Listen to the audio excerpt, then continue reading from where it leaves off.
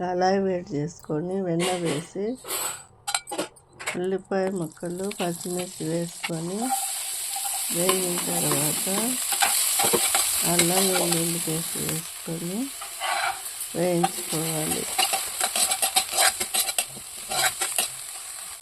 పుదీనా ఆకులు బీన్స్ ముక్కలు వేసుకొని క్యారెట్ క్యాప్సికమ్ ముక్కలు వేసి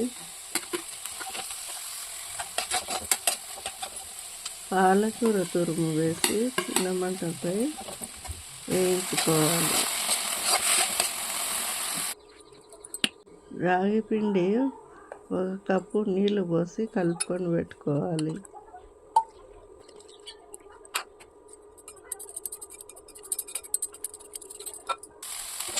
వేయించుకున్న కూరగాయ ముక్కలలోకి నీళ్ళు పోసి ఉడికించుకోవాలి మెత్తబడే వరకు.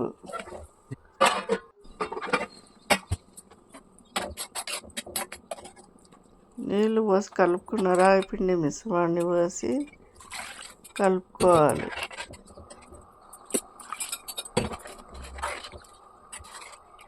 తగినన్ని నీళ్ళు పోసుకొని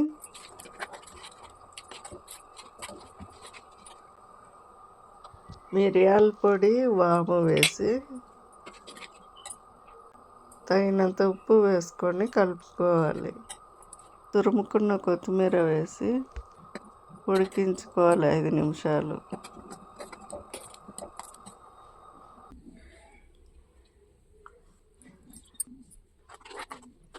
దీనిలో నిమ్మరసం వేసి కలుపుకోవాలి.